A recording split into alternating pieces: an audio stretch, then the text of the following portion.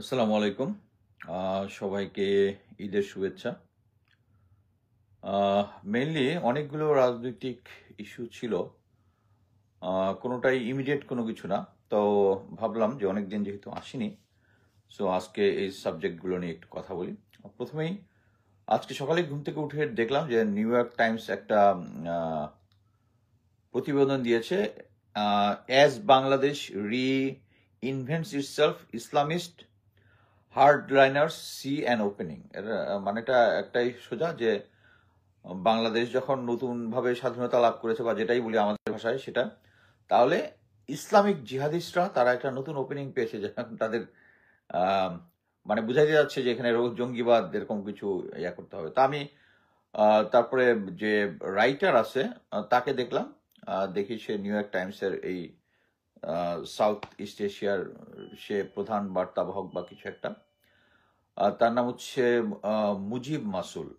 মুজিব মাসুলই তো মধ্যে, হ্যাঁ মুজিব মাসুল। তা এবং সে হচ্ছে বেসিক্যালি ফ্রম আফগানিস্তান, এবং তার পরবর্তীতে আমি তার অনেকগুলো ফিচার টিচার দেখলাম, যে সে দেখলাম যে ভেরি নরেন্দ্র মোদী ফ্রেন্ডলি, এবং আফগানিস্তান ওই আফগানিস্তানেও মোটামুটি তালেবান বিরোধী। So it's very clear. But আমার কথা হচ্ছে এটা নিয়ে মানে অ্যাকচুয়ালি খুব একটা দাপাদাপি করার কিছু নাই। এটা ক্লিয়ার যে ওরা যে আমাদের এখান থেকে, আমার যতদূর মনে পড়ে, 153 বিলিয়ন বা এরকম কিছু একটা, এবং অলরেডি আমি নিউজে দেখলাম যে $25 বিলিয়ন প্রফেসর ইউনূসের সরকার ফেরত আনার ব্যবস্থা করতেছেন। এই যে টাকাটা আছে, এই টাকাটা বিভিন্ন জায়গায় ছড়িয়ে এই ধরনের ফিচার লেখাচ্ছে, এবং আমরা বিভিন্ন জায়গায় দেখেছি। কদরুদ্দিন শিশির যে আছে, ফ্যাক্ট চেক করে, যে সে দেখিয়েছে যে অনেক আন্তর্জাতিক অনেক ওয়েবসাইটের মধ্যে এখন ঘোস্ট রাইটার মানে ইয়াটাকে তারা বাংলাদেশকে এইভাবে জঙ্গি রাষ্ট্র হিসেবে ইয়া করার চেষ্টা করতেছে। সো ইম্পর্টেন্ট জিনিস হচ্ছে, আমেরিকা বলছে মানে আমেরিকান সরকার বলছে, কিন্তু তা না। এটা হচ্ছে আমেরিকার সরকারের যেটা স্ট্যান্ড, এটা কিন্তু আমরা কিছুদিন আগে এখানে গ্যারি পিটার্স একজন সিনেটর এসেছিল, এসে বা প্রফেসর ইউনুসের সাথে দেখা করে বলেছে যে আমেরিকানরা অনেক ভুয়া মিথ্যা তথ্য পায় ইয়াদের কাছ থেকে, মানে বিভিন্ন সোর্স থেকে, এবং সোর্সটা ইন্ডিকেট করেছিল ভারতই। সো এটা নিয়ে মানে আমেরিকা বাংলাদেশের সিচুয়েশন নিয়ে ওরিড মনে করার কোনো কিছুই নাই।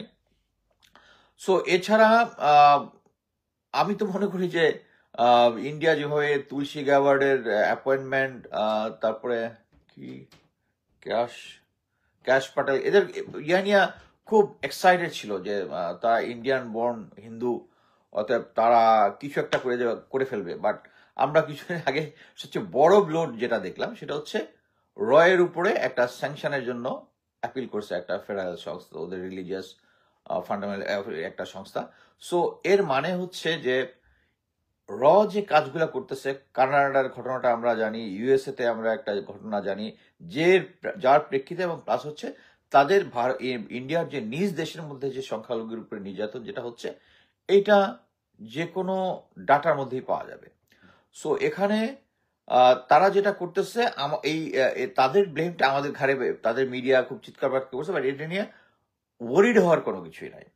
আমি আজকে মেইনলি যে জিনিসটা নিয়ে আলাপ করতে আসছিলাম, সেটা হচ্ছে আমি কয়েকদিন আগে একটা দিয়েছি যে আমরা খুব ফেসবুকে সরব, যে কি বলে, আমাদের সেনাপ্রধান ইমামতি করেছেন, করেছেন, বাট এই জিনিসটা নিয়ে আলোচনা করার কিছু নেই। বাট একটা জিনিস সত্য, সেটা হচ্ছে আমাদেরকে ইনিশিয়ালি মনে হচ্ছিল যে প্রফেসর ইউনূসের সরকার একটা দুর্বল সরকার, এবং এই দুর্বল সরকার মনে করার কারণেই বিভিন্ন রাজনৈতিক দলগুলো বিভিন্নভাবে বিভিন্ন দিক থেকে প্রেশার দেওয়ার চেষ্টা করতেছে। কিন্তু যত দিন যাচ্ছে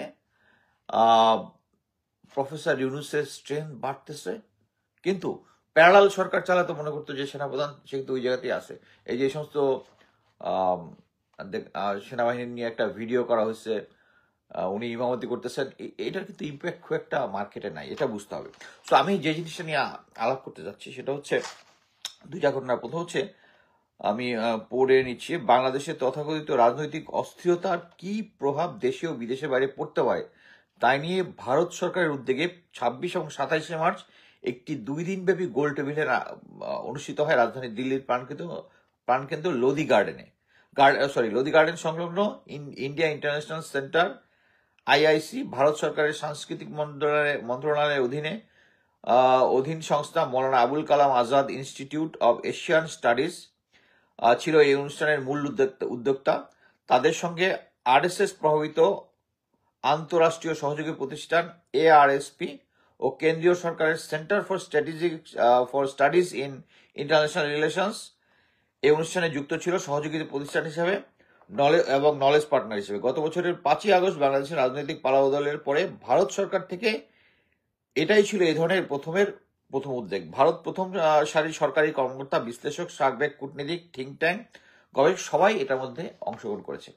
এইটা কিন্তু একটা সিগনিফিকেন্ট কি জন্য আমি এই জিনিসটাকে খুব পজিটিভলি দেখি এই কারণেই তারা এই অজিত দোভালের আন্ডারে যে ন্যাশনাল সিকিউরিটি অ্যাডভাইজার আন্ডারে যে গোয়েন্দা সংস্থাগুলো যে কাজ করতেছে তাদের নেইবরদের ক্ষেত্রে, আপনারা সবাই জানেন, বিভিন্ন সময় আমি বলেছি যে তারা চাণক্যের যে অর্থশাস্ত্র অনুযায়ী যে তাদের পররাষ্ট্র নীতি ওইটাই তারা ফলো করে। এবং এইটার প্রথম থাম্বনেইল হচ্ছে আমাদের ইমিডিয়েট নেইবর যারা আছে, ভারতের ইমিডিয়েট নেইবর কারা আছে, নেপাল, ভুটান, পাকিস্তান, শ্রীলঙ্কা, বাংলাদেশ, এদের সাথে চায়না, এদের সাথে এরা হচ্ছে সরাসরি এনিমি। আর আমাদের শেখ হাসিনা শিখাইত ভারত হচ্ছে আমাদের বন্ধু। এবং তার পরবর্তী লেয়ারের যে আছে তারা হচ্ছে আমাদের বন্ধু, এর পরবর্তী যারা আছে। সো এখানে এটা ক্লিয়ার যে ভারত এখন পর্যন্ত তাদের যত নেইবার আছে সবার সাথে খারাপ সম্পর্ক হয়ে গেছে তাদের এই অ্যাটিটিউডের জন্য, তাদের এই কি বলে এটাকে বিগ ব্রাদারলি অ্যাটিটিউড। আমরা মিলিটারিতে যখন উলফল্যান্ড নিয়ে আলোচনা করতাম তখন আমরা যখন একটা দেশের মধ্যে একটা সেট আপ করতাম যে দুই দেশের মধ্যে ঝগড়া, এর মধ্যে আসতে হচ্ছে বিগ ব্রাদারলি অ্যাটিটিউড। এই এখন আমি বলবো যে এই গত 16 বছর অ্যাকচুয়ালি বিগ ব্রাদারলি অ্যাটিটিউডটা একদম এক্সট্রিম পর্যায়ে চলে গিয়েছিল। সো এখানে তারা এটাতে অবশ্যই এখানে অ্যাসেসমেন্ট করেছে কি কারণে তাদের এই ফেইলিউর, কি কারণে তারা শেখ হাসিনাকে রাখতে পারে নাই, কি কারণে তারা অন্যান্য যে নেইবর যতগুলো আছে সবগুলা দেশের মধ্যে কিন্তু একটা করেছে। আমরা লেটেস্ট মালদ্বীপে জানি এবং পরবর্তীতে একটা রিপোর্ট বের হয়েছিল নিউ ইয়র্কে, আমি নিউজ পেপারটা এখন মনে নেই, সেটা হচ্ছে তাদের একটা বিশাল ইনভেস্টমেন্ট ছিল মালদ্বীপে সরকারকে ডিস্টেবিলাইজ করার জন্য, কাদের কত টাকা দিচ্ছে, কত ইনভেস্ট করছে, এগুলোর একটা ডিটেলস বেরিয়েছিল। But finally they have failed.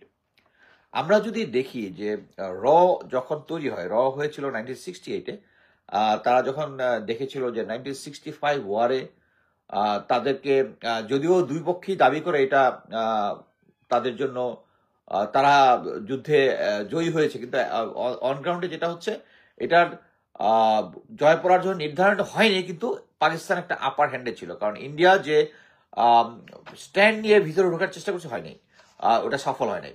So তখন তারা অ্যাসেস করে দেখেছে যে তাদের অ্যাকচুয়ালি ইনফরমেশন ছিল, ইনফরমেশন অ্যাসেসমেন্ট করে, ইনফরমেশনটাকে যে বিভিন্ন জায়গা থেকে তথ্যকে প্রসেস করার লোকজন ছিল না, প্রসেস ঠিক মতো করতে পারে নাই। কারণ দেশ ভাগের সময় যারা প্রসেস করতে পারতো ম্যাক্সিমাম লোক চলে গেছিল পাকিস্তান সাইডে যখন দেশ ভাগের পরে। সো তখন তারা টা তৈরি করলো, এবং তৈরি করার পর যে তাদের যে প্রধান ছিল RN Kao, he is a dedicated man. তার সম্বন্ধে আমি যেটা পড়েছি, he was an outstanding intelligence officer, এবং সে কে ওইভাবেই তৈরি করেছে। এবং তাদের ইনিশিয়াল সাকসেস যেগুলো আছে, আমরা সবাই লিন্দুর দর্জির কথা জানি, আমাদের আশেপাশে কাশ্মীরের বিষয়ে জানি, আরো অনেক অনেক ডিপ্লোম্যাটিক তার সাফল্য আছে। কিন্তু ওই সাফল্যটার ভিত্তি ছিল হচ্ছে সেন্সেবল প্ল্যান। বাট এই কিছু সাকসেস এবং আনসাকসেস দুটা মিলে অজিত দোভালকে ইন্ডিয়ানরা অ্যাকচুয়ালি তাকে একটা সুপার হিরো বানানোর চেষ্টা করছে। কি সে সম্ভবত একটা বড় 5 বছরের মতো সময় আন্ডার কভার পাকিস্তানে ছিল, is a super hero, James bond type. But actually তার যে প্রসেসগুলো আছে, ইভেন ওই যে আমি এর আগে কয়েকটা দেখেছি যে 71-এর সময় তারা একটা ওদের ইন্ডিয়ান এয়ারলাইন্সের একটা বিমান ওখানে হাইজ্যাক করে কাশ্মীরিদের মাধ্যমে হাইজ্যাক করে নিয়ে গেছে পাকিস্তানে। এটার কারণে তারা পরে আকাশপথটা বন্ধ করে দিয়েছে। ওটা হচ্ছে তাদের অনেক সাকসেসফুল, কিন্তু বাট অ্যাট প্রেজেন্ট যেটা আছে তারা একটার পর একটা আনসাকসেসফুল এবং ফাইনাল টার্মিনেশন হয়েছে হচ্ছে বাংলাদেশের শেখ হাসিনার সাথে যেটা ছিল ওইটা ভেঙে এখন বাংলাদেশের সাথে তারা এখন বিভিন্ন জায়গায় বলতেছে যে বাংলাদেশের সাথে তাদের সিচুয়েশনটা ভালো না। আমি আজকে অ্যাকচুয়ালি ইন্ডিয়া টুডের একটা দেখতেছিলাম, টক শো দেখতেছিলাম রিগার্ডিং যে প্রফেসর ইউনুস চায়নাতে গিয়ে বলেছে যে আহ, এই যে তাদের যে 7 সিস্টার আছে তা দে আর ল্যান্ডলক এবং we are the guardian of the ocean, মানে তাদের যে কোনো গাড়ি মানে আহ, সামুদ্রিক পথে কোনো বাণিজ্য ব্যবসা বাণিজ্য করতে হয় আমাদের উপর নির্ভরশীল হবে। এটা ট্রু ফ্যাক্ট। এটা নিয়ে মোটামুটি ভারত গরম হয়ে গেছে এবং এটা নিয়ে একজন লেফটেন্যান্ট জেনারেল হিমালয় সিং, তারপরে আরেকজন কি চিন্ময়, একজন নামটা তো লিখেছিলাম, ব্রহ্মা চিন্ময়, একজন প্রফেসর, তাদের নিয়ে কথাবার্তা শুনতেছিলাম এবং তারা মোটামুটি যে জিনিসটা বলতেছে সেটা হচ্ছে আমাদের এখন যে প্রফেসর ইউনুস হয়ে আছে আমাদের অ্যাগ্রেসিভ ডিপ্লোমেসি করতে হবে। বাট আমি এখানে বলবো যে আরএন কাউ যে কাজটা করেছিলেন ওই কাজটা কিন্তু এখন তারা করতেছেন না। সেটা হচ্ছে আরএন কাউ সবসময় ছিল হচ্ছে একটা ইংরেজিতে একটা কথা হচ্ছে cut your coat according to your cloth. এখন কথা হচ্ছে ক্লথ নাই, তোমার প্যান্ট ফিট করার জন্য তুমি পাছার চামড়া কেটে দিবা না, যে প্যান্টটা ফিট হচ্ছে না তো পাছার কিছু চামড়া কেটে দিই, ওইটুকু মাংস কেটে দিই। It's not the planning. তো এখন প্রেজেন্ট অজিত দোভাল এবং তার গ্রুপটা যেটা করতেছে এখন ফিট হচ্ছে না, এখন পাছার চামড়া কেটে দিয়ে প্যান্ট ফিট করাবে। It's not the yeah. But আমি মনে করি যে তারা যে এই যে 25 এবং 26 তারিখে যে দিল্লিতে যে এটা করেছে এটার একটা আউটকাম আসা উচিত। তারা, আমি মনে করি না যে ইন্ডিয়ান যারা থিঙ্ক ট্যাঙ্ক আছে তারা অ্যাটলিস্ট জানে যে তাদের অ্যাট দ্য ফাইনালি ভারতের আমাদের সাথে ভালো রিলেশন করতে হবে। তার কারণটা হচ্ছে আমরা এতদিন জানতাম যে আমরা আমাদের মানে ইন্ডিয়া ছাড়া চলবে না। বাট এই যে ইন্ডিয়ান বয়কট আন্দোলন এবং পরবর্তীতে আমরা কিন্তু এখন ক্লিয়ার, ইন্ডিয়ার কিন্তু পশ্চিমবঙ্গ হচ্ছে ভারতের মধ্যে সবচেয়ে তাদের ইকোনমি হচ্ছে সবচেয়ে ডাউন এবং তাদের বিভিন্ন ব্যবসাপাতি ছিল হচ্ছে বাংলাদেশি ট্যুরিস্ট নির্ভর। এখন এটা মোটামুটি একদম সিরিয়াস ডাউনগ্রেডেড হয়ে গেছে এবং তারা এটা নিয়ে তাদের বিজনেস মহল সরকারের সাথে বিভিন্ন দেনা পাওনা মানে দেন দরবার করতেছে। সো আমি মনে করি যে তারা যে এই জিনিসটা করতেছে এবং তারা যদিও টক শোতে বলতেছে যে আরো অ্যাগ্রেসিভ ডিপ্লোম্যাটিক করতে হবে, বাট আমি মনে করি যে তারা এই যে বিভিন্ন যে 2 দিনের সেমিনার যেটা করেছে তার মধ্যে থেকে তারা যদি তাদের দেশের ভালো চায় তাই থেকে তারা একটা ওয়ার্কেবল রিলেশনশিপে তাদেরকে আসতে হবে। তারা ইনিশিয়াল স্টেজে যেভাবে তাদের সেনাপ্রধানকে দিয়ে যে বলিয়েছে যে ইলেকটেড আর্মির সাথে ভালো সম্পর্ক আছে কিন্তু ইলেকটেড গভর্নমেন্টের সাথে আসবে, এই জিনিসটা আমরা মানে আমরা যেমন সেনাপ্রধান সরাসরি কথা বলেছে এটা নিয়ে আমরা কথা বলতেছি যে হি মাস্ট নট টক। সেনাপ্রধান যেভাবে ইউএন হেডকোয়ার্টারে চিঠি পাঠিয়েছে এই প্রফেসর ইউনুস সরকারকে বাইপাস করে, ইটস রং। এবং উনি প্রমাণ করার চেষ্টা করতেছেন বরাবরই যে হি ইজ এ প্যারালাল গভর্নমেন্ট। এইটা এখন যত দিন যাচ্ছে জেনারেল ওয়াকার অ্যাকচুয়ালি বুঝতে পেরেছে যে উনার পজিশনটা কি আর প্রফেসর ইউনুসের পজিশনটা কি, তাতে কারো কোনো ডাউট নেই। সো আমি মনে করি ভারতের এখন উচিত হচ্ছে যে তারা, আমি আশা করি যে তারা পাবলিক অ্যাগ্রেসিভ অ্যাটিটিউড দেখালে তাদের ভিতরের যে ইনার কোর, তারা জানে যে বাংলাদেশের যে বর্তমান সিচুয়েশন এবং পাবলিক পারসেপশন যেটা আছে, ইভেন এখন যদি কোনো রাজনৈতিক দল, আমরা বিএনপি জাতীয় পার্টির অনেক রাজনৈতিক নেতাদেরকে দেখতেছি যারা ভারতের সাথে যাদের কানেকশন আছে তারা ভারত ফ্রেন্ডলি কথাবার্তা বলতেছে এবং এটা যে জনগণ পছন্দ করতেছে না, ইটস ক্লিয়ার অ্যাম্পল ক্লিয়ার। এখন বুঝতে হবে যে 5ই আগস্ট পরবর্তী বাংলাদেশের রাজনীতি has to be anti Indian সেন্টিমেন্টে ভরা। আমি বলতে যাচ্ছি না, এখানে অনেকে ভাবলে যে একদম কঠোর ইন্ডিয়ান হইলে হবে না। হ্যাঁ, কঠোর ইন্ডিয়ান হইলে হবে না, কিন্তু অ্যাট দ্য সেম টাইম আমাদের দেশের একটা রাজনৈতিক যে পজিশন আছে মানে আন্তর্জাতিক জায়গায়, সেখানে একটা জিনিস বুঝতে হবে যে আন্ডার ইউএন আমব্রেলা আমাদের প্রতিটি দেশের সম্মানের লেভেল ইজ দ্য সেম, কেউ বড় ভাই কেউ ছোট ভাই না। আমি অ্যাকচুয়ালি আজকে brigadier general Shams sir 21 long কোর্সের স্যারের সাথে আমার ব্যক্তিগত একটু ফ্রেন্ডশিপও আছে।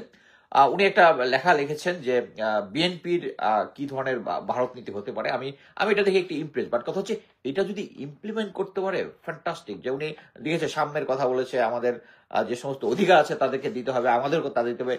মানে মোট কথা হচ্ছে একটা গ্লোবাল কন্টেক্সটে একটা উইন উইন সিচুয়েশন থাকতে হবে। যদি উনার এই লেখাটা যদি ইমপ্লিমেন্ট হয় আলহামদুলিল্লাহ। সো আমি মনে করি যে আচ্ছা, এরপরে সেকেন্ড ঘটনা যেটা সেনাপ্রধান এই ইয়াটার পরে, এই যে 25, 26, 27 ঘটনার পরে Indian army chief Upendra David বোধহয় আচ্ছা সঙ্গে একান্ত বৈঠক করেছেন বাংলাদেশের দায়িত্বপ্রাপ্ত ভারতীয় হাই কমিশনার প্রণয় বর্মা, যিনি বাংলাদেশের এখন হাই কমিশনার। এবং তিনি ঢাকা থেকে দিল্লি গেলেন এবং উড়ে গিয়ে তিনি সেনাপ্রধানের সাথে কথা বললেন। এবং এই নিয়ে ভারতীয় মিডিয়া বলতেছে যে এটা নাকি একটা দ্বিপাক্ষিক মানে দ্বিপাক্ষিক সম্মেলন হচ্ছে ইয়ার সাথে প্রণয় বর্মা আর সেনাপ্রধান, মানে অ্যাকর্ডিং টু ইন্ডিয়ান মিডিয়া। আরে এখানে কি বাংলাদেশ অংশগ্রহণ করছে? এটা দ্বিপাক্ষিক তো নিজেরা হয়ে গেল আর কি, নিজেরা। বাট আমার কথা হচ্ছে ফাইনালি যেহেতু প্রণয় বর্মা, আমি যেটা চিন্তা করতেছি প্রণয় বর্মা যাওয়ার পিছনে কারণ হচ্ছে প্রণয় বর্মা তো গ্রাউন্ডে আছে, গ্রাউন্ডে এসে সে দেখতে পারতেছে যে তারা কি ধরনের অ্যাক্টিভ রেজিস্ট্যান্স ফেস করতেছে, specially from people of Bangladesh. এবং আমরা সবাই জানি যে 5ই আগস্টের পরে লেফটেন্যান্ট জেনারেল মুজিবুর প্রায় 250 লোকজন, ভারতীয় লোকজন যারা এখানে ছিল ভারতে, তাদেরকে আলাদা প্লেন এসে তাদেরকে নিয়ে চলে গেছে। এটার আমি একটা শর্ট ভিডিও আমি আগে আমার কাছে আছে, আমি এটা আপলোড দেই নাই কারণ তখনও তো তাদের কন্ট্রোলই সবকিছু ছিল, দেখা যাবে যে ভিডিও করছে তাকে ধরে ফেলছে বা এই ধরনের কিছু একটা। এবং আমরা ক্লিয়ারলি দেখতেছি যে জেনারেল ওয়াকার যতই প্রফেসর ইউনূসের সাথে এখন কথা বলে, যতই বিএনপির সাথে তার খাতিরটা আরো রিনিউ করে, এট দ্য সেম টাইম ভারতীয় গোয়েন্দা সংস্থা র এবং তাদের সরকার এরা এমন একটা জিনিস তারা অ্যাগ্রেসিভ পোস্টার থেকে কখনো মিউচুয়াল আন্ডারস্ট্যান্ডিং এর মধ্যে আসতে চায় না। এবং এই কারণেই দেখেন এত কিছু আর্মিতে চেঞ্জ হয়েছে, অনেককে গুম খুন কমিশনের সাথে তাদের অ্যারেস্ট ওয়ারেন্ট হয়েছে, তাদের অনেকে অ্যারেস্ট হয়েছে, অনেকে হয় নাই। এট দ্য সেম টাইম একটা বাংলাদেশে যদি একটা ইমার্জেন্সি ক্রাইসিস হয়, ক্রাইসিস মানে হচ্ছে তারা সবসময়, ভারত সবসময় চান্সে থাকে যে কোনো একটা সিচুয়েশন। আপনি কয়েকদিন আগে দেখছেন না, তানিয়া আমির বলেছে যে বাংলাদেশে একটা উস্কানি দিয়েছে বাংলাদেশে মানে আর্মি ক্ষমতা নেওয়ার জন্য। এবং আর্মি মানেই হচ্ছে ভারত, আর্মি মানে হচ্ছে, এবং এটা বিভিন্ন সময় ইজ ক্লিয়ার যে ইন্ডিয়ার সাথে সরাসরি কন্ট্যাক্ট আছে, ইন্ডিয়ান সেনাপ্রধানের সাথে জেনারেল ওয়াকারুজ্জামানের সরাসরি কন্ট্যাক্ট আছে।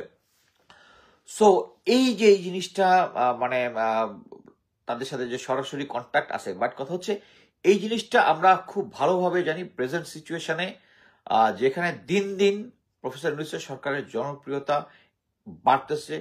কয়েকদিন আগে দেখলাম $25 বিলিয়ন উনি ফেরত নিয়ে আসবে।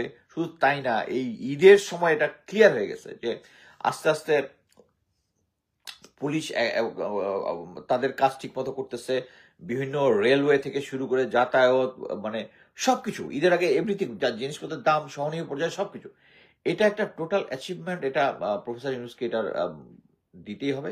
এবং এখন কি আপনার মনে হচ্ছে যে এই সরকারটা একটা দুর্বল সরকার? যত দিন যাচ্ছে দে আর গ্রোয়িং পাওয়ার, এবং এই পাওয়ারটা হচ্ছে জেনারেল ওয়াকার, ইন্ডিয়া এবং কনসার্ন লোকদের মাথা ব্যথার কারণ। একটা জিনিস বুঝতে হবে যে এখন ইচ্ছা করলেই এসে সামরিক শাসন জারি করা সম্ভব না, কিন্তু অপরচুন মোমেন্ট রাজনীতিতে সবসময় দেখা যায় যে হঠাৎ করে একটা সিচুয়েশন হতে পারে যেটার অ্যাডভান্টেজ ভারত নেওয়ার চেষ্টা করবে। এই কারণেই এত কিছু চেঞ্জ হয়েছে, 9 ডিবির জিওসি চেঞ্জ হয়নি। ঢাকার ব্রিগেড কমান্ডার গুলা এখনো হাসিনার লোকজন, ডিজি বিজিবি গোয়েন্দা সংস্থাগুলা স্টিল। এই যে দেখেন কালকে হঠাৎ করে দেখি পিনাকিদার আইডি ডিসেবল হয়ে গেছে, এটা নিয়ে অনেকে আবার এটা খুব উৎফুল্ল, এবং পরে আমি জানলাম এই উৎফুল্ল লোকজনই এটার পিছনে ইয়ে আছে, এবং এটার পিছনে কচুক্ষেত মানে ডিজিএফআই যেটা আছে, ডিজিএফআই আছে গোয়েন্দা সংস্থা, এরা এটার পিছনে কাজ করছে। এবং শুধু একটা জিনিস বুঝতেছে না যে পিনাকিদার যে অ্যাকাউন্টটা ডিসেবল করেছে, হয়তো আর ওইটা ফেরত পাওয়া যাবে অথবা একটা নতুন আইডি খুলবে। বাট উনার এর মানেটাই হচ্ছে, তাকে ডিসেবল করার মানে হচ্ছে তার কথাবার্তা লোকজন শুনতেছে, এই জন্য তার লোকজন শুনতেছে দেখেই কিন্তু লোকজন আগ্রহ আরো বেড়ে যাবে। আচ্ছা তাই নাকি হয়েছে, যারা জানতো না পিনাকিদা করছে তারাও চলে আসতো যে এখন কি হয়েছে, পিনাকিদা কি করছে শুনি তো। সো আমি বলি এটা রং স্ট্র্যাটেজি। আমাদের মানে মিলিটারিতে আমরা আনকনভেনশনাল ওয়ারফেয়ার যেটা কাউন্টার ইনসার্জেন্সি, এতেই প্রথমেই বলা হয় যে আমরা এটা প্রিভেন্টিভ মেজারের থেকে সবচেয়ে ইম্পর্টেন্ট হচ্ছে যে তাদের দাবি দেওয়া যেগুলো ছিল, মানে যে কার দাবি দেওয়া অনুযায়ী তারা একটা এগেনস্টে তারা যেটা সশস্ত্র সংগ্রাম করতে চায়, এবং তখনই ওইটাকে মেনে নেওয়া হচ্ছে কস্ট এফেক্টিভ। সো এই সিচুয়েশনে আমি মনে করতেছি যে তারা যে অ্যাগ্রেসিভ অ্যাটিটিউড যেটা দেখাচ্ছে এটা অ্যাকচুয়ালি ব্যাকফায়ার করবে।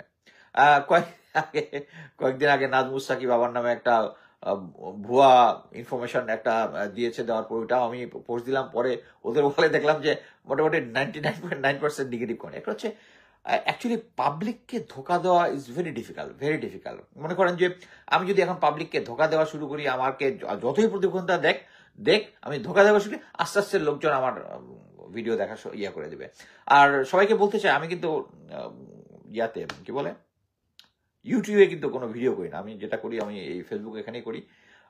এটা বিভিন্ন লোকজন ইউটিউবে এটা ছাড়ে, আমার কোনো সমস্যা নাই। তারা আনলেস আমার কথাকে যদি বিকৃত না করে এবং একটা ফানি হেডিং দিয়ে না ছাড়ে।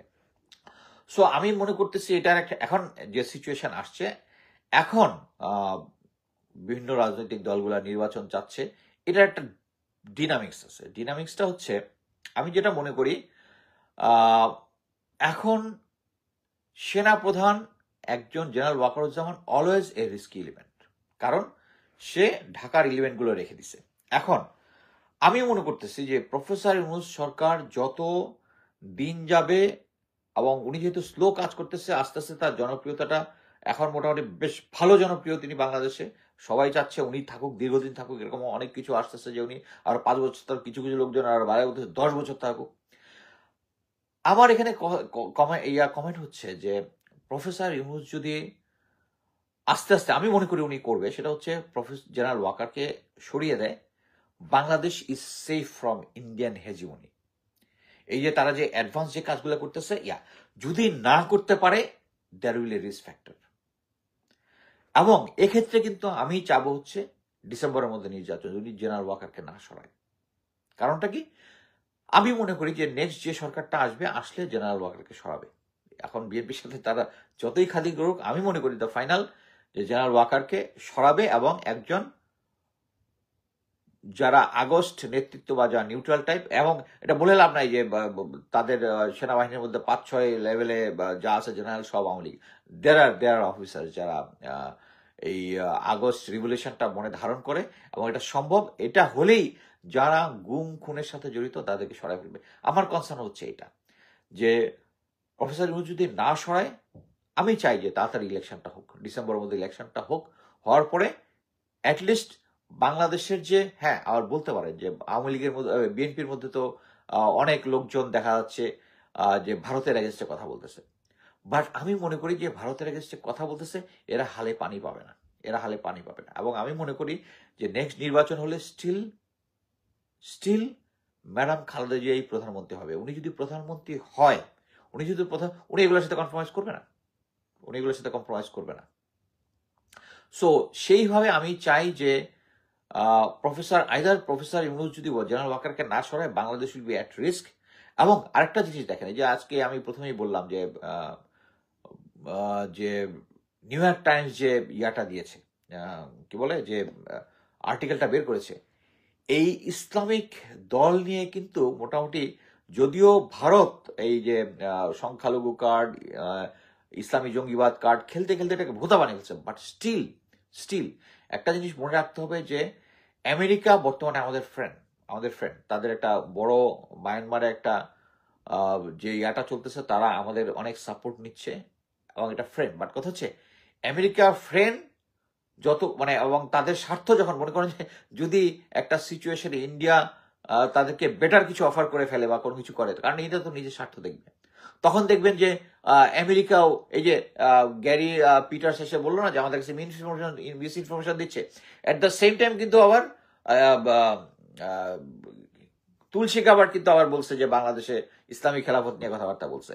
সো এরা সবসময় একটা ব্যালেন্স করে কখন কোনটার উপরে প্রেশার দিবে। সো আমার কনসার্ন ওইটাই যে এই প্রেশারটাকে করার জন্য আমাদেরকে এই সেনাবাহিনীর ভিতরে যারা গুম খুনের সাথে জড়িত, যারা জেনারেল ওয়াকার এখনো ইন্ডিয়ার সাথে উঠছে, এইটাকে সরাইতে, এটা সরাইতে হলে আমি মনে করি যে পরবর্তীতে নির্বাচিত সরকার যেটা আসবে ওইটা important. But at the same time যত দিন যাচ্ছে, আমি আপনাকে এটা ক্লিয়ার বলি যে আমি গোয়েন্দা সংস্থার রিপোর্ট দেখেছি অ্যাবাউট দ্য পলিটিক্যাল পার্টিস। এর মধ্যে আমি স্ট্রংলি বলবো যে জামাতে ইসলামী তাদের ভিতরে যে গণতন্ত্র যেটা যেটা আওয়ামী লীগ বিএনপি বা অন্যান্য দলের ভিতরে ওইটা প্রপারলি মেনটেন করে না, আমি বলবো কিন্তু জামাত ইসলামী প্রপারলি মেনটেন করে।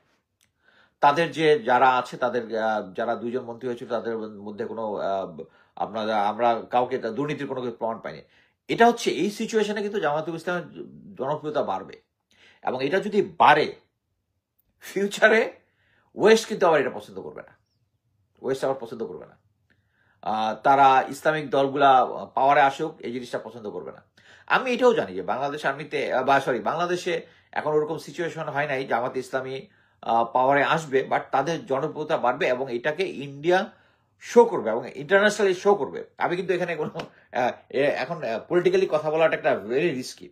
আমি ছাত্রদের এনসিপির এগেনস্ট একবার কিংস পার্টি বলেছিলাম, তখন খুব আমি নেগেটিভ কমেন্ট, বাট কথা হচ্ছে আপনাকে সমালোচনাটা মেনে নিতে হবে। আপনি যদি পলিটিক্সের মধ্যে আসেন, আমাদের মতো সাধারণ আমজনতা যারা আছে, আমরা কোনো আমি কোনো দল করি না, আমি তো কোনো দল করি না। আমার দলের কার্যক্রমের প্রতি সফট কর্নার আছে। আমি প্রেসিডেন্ট জিয়ার সময়কার যে সরকারটা ছিল আমি মনে করি এটা সবচেয়ে স্ট্রংগেস্ট সরকার। কি কারণে? কারণ হচ্ছে উনি মেধাবীদের দিয়ে নিয়ে তাদের ক্যাবিনেট গঠন করেছিলেন, কোনো আমজাম রামসাম যদুমধুকে নিয়ে উনি করেন নাই। আমি কয়েকদিন আগে এখানে নিউ ইয়র্কে একটা ডিনারে গেলাম, দেখলাম যে একজন, আমি নাম বলবো না, যে উনি যাচ্ছেন বাংলাদেশে কি বিএনপি স্থায়ী কমিটির মিটিং এ যাতে। আমি পরে ওনার সাথে বাংলাদেশের প্রেজেন্ট সিচুয়েশন এবং রাজনীতি নিয়ে আলাপ করলাম। আমি দেখলাম ওনার নলেজ ভেরি পুর, বাংলাদেশ সিচুয়েশন কোনো আপডেটই নেই। তারপর আমি তখন ওনাকে, যেহেতু উনি যাচ্ছেন, ওনাকে আমি একটু আপডেট দিয়েছিলাম যে উনি গিয়ে যেন কথা বলেন একটু। বাট কথা হচ্ছে আমাদের রাজনৈতিক দলগুলোকে রাজনৈতিক সচেতন এবং অনেস্ট লোক এনেছিলেন বলে প্রেসিডেন্ট জিয়ার কথা আমরা বলি, বাট এই জিনিসটা আমাদের মেনটেন করতে হবে। সো আমার কাছে এইটাই যেটাই মনে হচ্ছে, এই ডিনামিক্সটা হচ্ছে এইটাই যে প্রফেসর ইউনূস যদি এই সরকারকে এই আর্মির কমান্ডটাকে চেঞ্জ করে, আলহামদুলিল্লাহ আমি রাজি আছি, প্রফেসর ইউনূস সরকার থাক বেশি দিন, কোনো সমস্যা নাই। কিন্তু আমি মনে করি যে আর্মি এটা সরানোর জন্য, এই জিনিসটা সরানোর জন্য নির্বাচিত সরকার, আমি সবাই বুঝি যে এখন নির্বাচন হলে যে ভ্যাকুয়ামটা আছে বিএনপি স্মুথলি চলে আসবে, এবং আসলে আর্মির যে হেজিমনি যারা জেনারেল ওয়াকার যেটাকে প্যারালাল সরকার বানিয়ে রাখছে ওটাকে ওনারা ক্রাশ করে দিবে। উনি যতই বিএনপির সাথে খাতির করতে থাকুক না কেন, এটা দরকার। এবং যদি করে ফেলে আলহামদুলিল্লাহ, আর না হলে যদি এই আর্মির ইয়েটাকে, আর আমি আবারও বলতে চাই যে জেনারেল ওয়াকারের সাথে যদি মানে পাওয়ারে থাকলে যদি নির্বাচনটা হয়, তাহলে আমি যারা ডিসিটিসি যারা ছিল তারা কোনো কোলাবোরেশনে আসবে না যে ভোট রিলিং। বাট কথা হচ্ছে there will be splinter issues. এই যে যারা আছে, যে বিএনপির যে কয়েক লেয়ারে যে প্রশাসনের লোকজন আছে, তারাই যখন এই ভোটের কেন্দ্রে যাবে, হয়তো দেখা যাবে যে সারা বাংলাদেশের 35-40% আছে হচ্ছে আওয়ামী লীগ ওগুলোর মধ্যে গন্ডগোল হবে।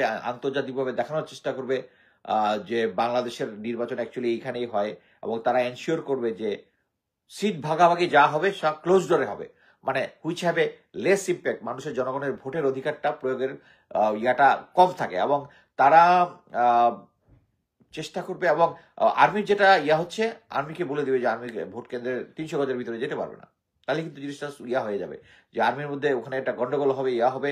এবং বাংলাদেশের, আমি মনে করি যে বাংলাদেশ সেনাবাহিনীরা করবে না, কারণ এটা করলে বাংলাদেশের যে প্রেজেন্ট যে মাইন্ড সেট আপ আছে, যে জিনিসটা আমরা অন্যান্য নির্বাচনের সময় দেখেছিলাম, ওইটা তখন মোটামুটি লোকজনের মনের মধ্যে থেকে সেনাবাহিনীর প্রতি শ্রদ্ধাটা উঠে যাবে। বাট আমি মনে করি যে সেনাবাহিনীর যে গ্রাউন্ড লেভেলে যারা থাকবে তারা খুব সিনসিয়ারলি কাজ করবে, বাট রিস্ক থেকে যাবে যে এই সময়টা করলে যে যারা ভারত এবং আওয়ামী লীগার তাদের ওই যে মানে মানি টক্স, যে নিউ ইয়র্ক টাইমসেও কিন্তু টাকা দিয়ে কলাম লেখানো যায়। সো তারা যেটা করবে সেটা হচ্ছে বাংলাদেশ নির্বাচনটা হলে ওটার মধ্যে গন্ডগোল পাকানোর চেষ্টা করবে, এটাকে আনফেয়ার দেখানোর চেষ্টা করবে, যে আওয়ামী লীগের সময় যেটা হয়তো এখনো তাই হয়, এটাই স্বাভাবিক। আমার অ্যাকচুয়ালি যা বক্তব্য ছিল শেষ করে ফেলছি। আমি এখন যদি কারো কোনো কোশ্চেন থাকে, আমি দেখি তো কেউ কোশ্চেন করেছে না। আমার মোবাইল নাম্বার, হোয়াটসঅ্যাপ নাম্বার, আরে আপনার ভাই কথা বলে তো হবে না। সো আমাকে সেনাবাহিনীর চাকরি ছাড়তে বাধ্য করা হয়েছে আমার পরিবার নিয়ে। হ্যাঁ, এটা তো এইখানে দিতে পারো। রাজনৈতিক কোনো ইয়া থাকলে আমি একটু কথা বলবো।